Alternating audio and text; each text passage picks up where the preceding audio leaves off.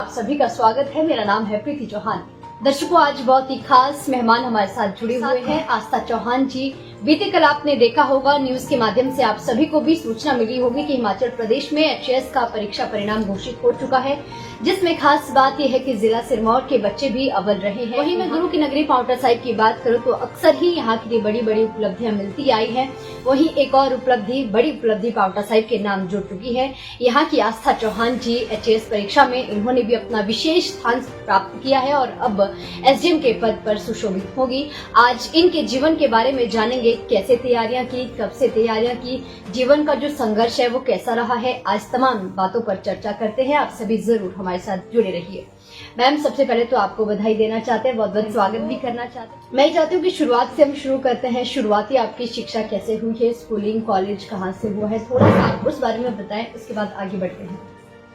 Ma'am, मैं village Bhojpur की रहने वाली हूँ जी, और उसके बाद शादी यहाँ केदारपुर में हुई है जी। जो मेरी प्राथमिक शिक्षा रही वो पांवटा साहिब से ही, दून वैली स्कूल जो भाटा वाली में, वहाँ से रही। और उसके बाद मैंने ग्रेजुएशन की दिल्ली यूनिवर्सिटी से। मैंने बीए इकोनॉमिक्स ऑनर्स वहाँ से किया है, Shri Ram college of commerce. और उसके बाद मैंने स्टेट बैंक ऑफ इंडिया में जॉब की है, और अभी भी मैं करंटली जो राजपुर पड़ता है यहाँ पर पांवटा एसबीआई की जो ब्रांच है, हाँ जी मैम, मैं वहाँ पर पोस्टेड हूँ। और पर जो इंटरेस्ट था वो कहीं ना कहीं सिविल सर्विसेज की तरफ शुरू से ही, स्कूल टाइम से ही था, तो वो मेरे प्रयास साथ में जारी रहे। और अभी मेरा ये तीसरा प्रयास था जो हिमाचल प्रदेश एडमिनिस्ट्रेटिव सर्विसेज। और सिविल सर्विसेज में जाने के लिए आपके इंस्पिरेशन कौन थे शुरुआत से ही, जिन्हें आप देखते थे कि हाँ कहीं ना कहीं ये एक लोगों के लिए सर्व करने का बहुत अच्छा तरीका है, लोगों से जुड़ने का, उनकी समस्याओं को जानने का, तो कैसे आप इंस्पायर हुए इन सभी के लिए? मैम, शुरू से ही स्कूल टाइम से टीचर्स मोटिवेट करते थे, और मदर की तरफ से हमेशा मोटिवेशन ये रहा कि लाइफ में कुछ करना है, बड़ा करना है, तो वही मोटिवेशन लेकर बस इस तरह।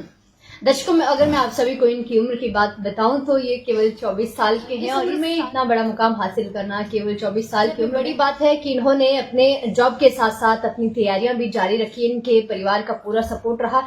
लेकिन मैम, आपके जीवन का एक टर्निंग पॉइंट जब आप महज 9-9.5 साल के थे और आपके पिताजी पुलिस में सेवारत थे और अचानक से उनका एक्सीडेंट हो जाता है, वो इस दुनिया से चले जाते हैं। आपकी सिंगल पेरेंट मदर थी और उन्होंने आपको लिखाया, पढ़ाया, आपकी शिक्षा जारी रखी, तो वो टर्निंग पॉइंट कैसा था? आपकी मदर ने आपको स्किप नहीं करने दिया, आप पीछे नहीं हटे, लगातार आप आगे बढ़ते रहे, उस बारे में थोड़ा सा बताएं। मैम, मम्मी के जो कॉन्ट्रीब्यूशंस हैं उसके लिए शायद मैं वर्ड्स में भी एक्सप्रेस ना कर पाऊँ। उन्होंने वो सिंगल हैंडेडली दोनों की रिस्पॉन्सिबिलिटी लेकर, मम्मी और पापा की जो दोनों की रिस्पॉन्सिबिलिटी उन्होंने अकेले वो संभाली। और मुझे भी, मेरे भाई जो मुझसे छोटा है, हम दोनों को वो मोटिवेशन मिली कि कल को ये ना हो कि कोई ये ना कह दे कि फादर नहीं थे तो शायद वो ये काम नहीं कर पाए। तो वो चीज़ उन्होंने हमारे अंदर डाली कि आपने मेहनत करते जाना है और सफलता एक दिन जरूर मिलेगी। अच्छा, हाल फिलहाल में आप एसबीआई बैंक में तैनात थे, 3 साल से वहां पर जॉब कर रहे थे, और एसबीआई में आप सभी जानते हैं कि कितना वर्कलोड होता है, कितना वहां दिमाग खपाना पड़ता है।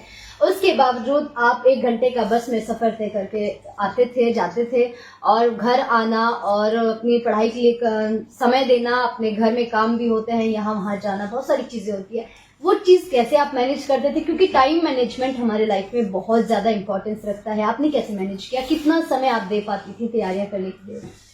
मैम, यहाँ पर मैं ये बोलूँगी कि जो मेरे इन लॉज हैं, मेरे father in law, mother in law, brother in law, husband, तो इनका जब एक वो एनवायरनमेंट घर पे मिला कि आप पढ़ो, जब मैंने अपनी वो इच्छा रखी कि मेरा पढ़ने की तरफ रुझान है और मुझे आगे भी पढ़ना है, तो उन्होंने वो सपोर्ट उस तरह से दिखाया कि आप करो, जैसा दिखा रिस्पॉन्सिबिलिटीज को साथ में लेकर। फिर जॉब से आकर वो थोड़ा स्लीपिंग आवर्स को कम करके और इस तरह से वो तैयारी की, तो वो पॉसिबल हो पाया क्योंकि सपोर्टिव फैमिली आगे भी मिली।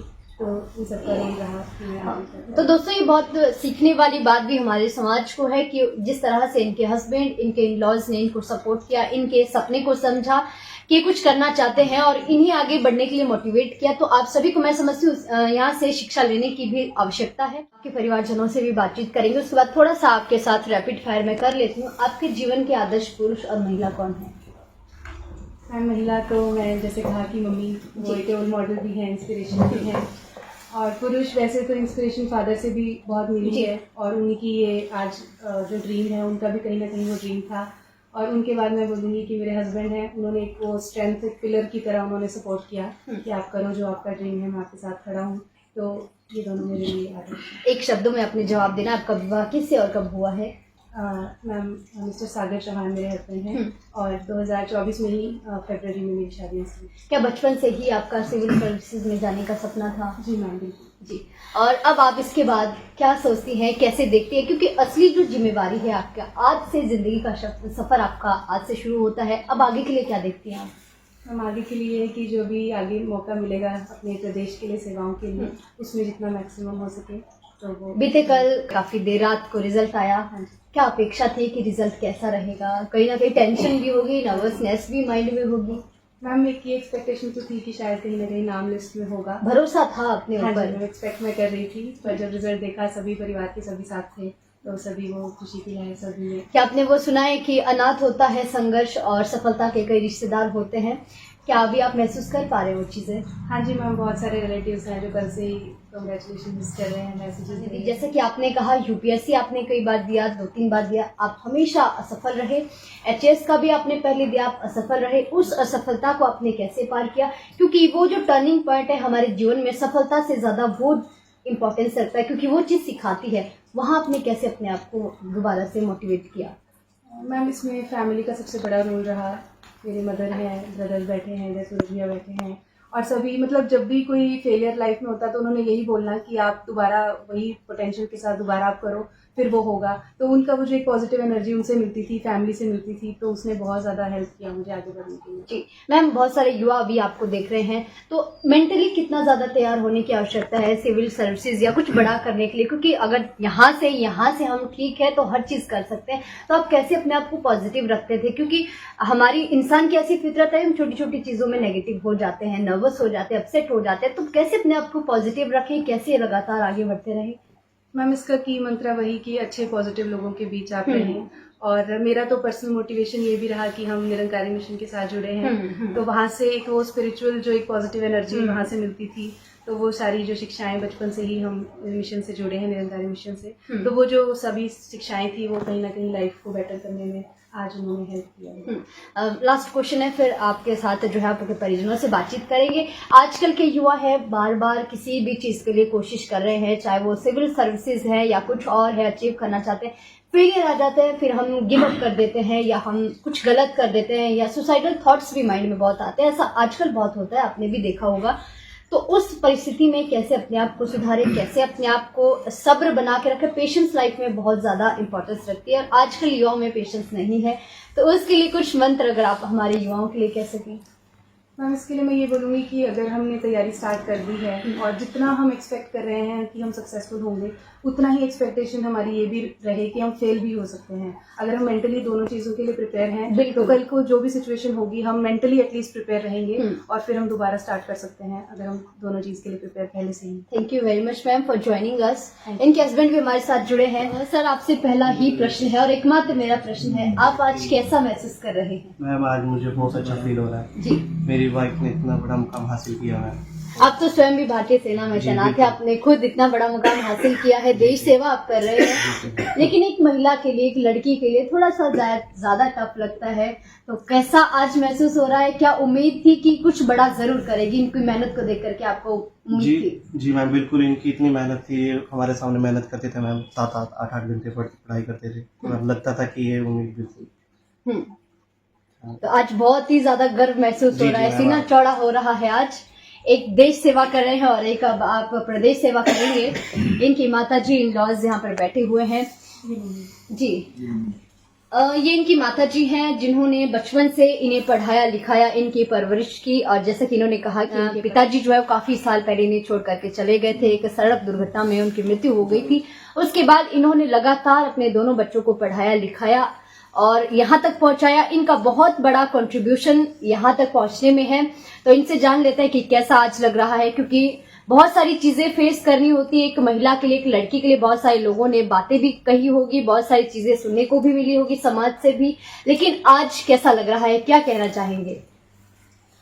बहुत अच्छा लग रहा है मैम, बहुत खुशी हो रही है, बहुत प्राउड फील हो रहा है कि बच्ची को जो शुरू से सपना था आज वो कहीं ना कहीं पूरा हुआ है। शुक्राना है परमपिता परमात्मा का भी और सभी सहयोगियों का, परिवार वालों का, ऐसा नहीं है कि इनके पिता के जाने के बाद सपोर्ट नहीं मिला पारिवारिक रूप से, बहुत सपोर्ट सभी ने किया। और जहाँ तक बाहर भेजने की भी सवाल था, दिल्ली यूनिवर्सिटी पे भी जब भेजना था तो सभी परिवार वालों ने सपोर्ट किया कि बच्चे पढ़े और आगे बढ़े। तो मैं सभी का शुक्राना करना चाहूँगी, परिवार वालों का भी, साथियों का, सभी ने जिन्होंने भी साथ दिया। और कभी ये कमी महसूस नहीं हुई परिवार में कि इनके पिता नहीं हैं तो मैं किसी तरह से अकेला फील कर रही हूँ। सभी ने बहुत सपोर्ट किया और आज जो बच्ची ने मुकाम हासिल किया इसके लिए। अच्छा, ये बचपन से कैसे रहे हैं? खुद ही पढ़ते थे या बोलना पड़ता था? डिसिप्लिन में रहते थे? बहुत डेडिकेटेड शुरू से ही पढ़ाई के लिए बच्ची रही है, तो कभी भी ऐसा कुछ मुझे प्रयास नहीं करना पड़ा कि कहीं डांट के बच्चे को बिठाना पड़े। मोस्टली ज़्यादातर मैंने 3rd या 4th तक ही थोड़ा सा गाइड किया होगा, वरना उसके बाद अपने आप ही बच्ची को बहुत इंटरेस्ट था और स्कूल में टीचर्स ने भी बहुत सहयोग दिया, सभी मोटिवेट करते थे, तो सभी का बहुत सहयोग रहा और पढ़ने में शुरू से ही बच्ची अपने आप ही इंटरेस्टेड थी। जी। ससुराल में बहुत सारी रिस्पॉन्सिबिलिटीज भी होती है, बहुत सारे काम भी होते हैं और कई बार हमें ऐसा लगता है कि जॉब भी कर रहे हैं, पढ़ाई के लिए भी टाइम दे रहे हैं। कई बार कुछ चीजें मन में भी आती है। आपको विश्वास था कि कुछ ना कुछ बड़ा करेंगे, इनको सपोर्ट करना है, दिल से आप चाहते थे कि कुछ और बड़ा करें और हमारा नाम रोशन करें, तो आज रोशन किया है तो कैसा लग रहा है? मैम बहुत अच्छा लग रहा है। हाँ जी, बहुत कैसे अच्छा। तैयारियां करते थे? कितना समय ये दे पाते थे? बोल देते थे कि करते रहो आप मेहनत। बड़ा अच्छा लगा जब मेहनत करते थे, बड़ा अच्छा लगा। बहुत अच्छा सभी लोगों को लग रहा है। तो ये इनके परिवारजन है, ये इनकी स्ट्रेंथ है जिनका बहुत बड़ा हाथ है यहाँ तक पहुँचाने में। तो दर्शकों, मैं उम्मीद करती हूँ कि आपको जरूर कुछ ना कुछ शिक्षा मिली होगी, आप जरूर अपने जीवन में इनका अनुसरण करेंगे। और मैं चाहती हूँ आप जरूर इनके जो इन-लॉज हैं, इनके जो ससुर जी हैं वो किसान हैं, आम परिवार से बिल्कुल आते हैं, उनसे भी जान लेते हैं कि कैसा लग रहा है। उनकी बहू ने आज जिला सिरमौर का नाम, पाउंटा साहिब का नाम देश भर में चमकाया है। कैसा लग रहा है आपको? आपके तो बेटे भी देश सेवा में है, अब बहू भी आपकी सेवा करेगी लोगों की, तो कैसा आज लग रहा है? मैम बहुत अच्छा लगा हुआ है और जी, ये अच्छा है कि बच्चों ने मुकाम हासिल किया, कड़ी मेहनत की, बेटे ने भी अच्छे। तो बाकी लोगों को भी सीख देंगे कि अगर आपकी बहुएं, बेटियां पढ़ना चाहती तो उन्हें सपोर्ट करें। हाँ जी बिल्कुल सपोर्ट करनी चाहिए और सपोर्ट देनी चाहिए। कभी घर से बाहर भेजने की बात है तो वहाँ पर भी आप अपनी अनुमति जताएं, हाँ जी विश्वास करें, विश्वास करें जी और आगे बढ़ने के लिए प्रेरित करें। चलिए, बहुत बहुत शुक्रिया आप सभी का हमसे जुड़ने के लिए, हमें समय देने के लिए। एक बार पुनः आप सभी को बहुत बहुत बधाई। मैं जल्द मिलती हूँ नई शख्सियत, नई कवरेज के साथ। अभी के लिए फिलहाल इतना ही। नमस्कार।